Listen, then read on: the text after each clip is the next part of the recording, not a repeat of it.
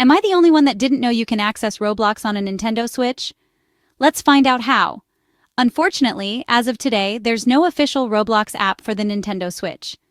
But don't give up yet. Here are two unofficial workarounds to get you a limited Roblox experience. First, the DNS method. Head to your Switch's system settings, select Internet, and choose your Wi-Fi network. Change DNS settings to manual and enter the primary DNS as 045.055.142.122. Save and connect, it'll fail, but hit next to access a hidden web browser. Search for Roblox, log in, and you can browse the site and customize your avatar. Remember, no gameplay here, just browsing.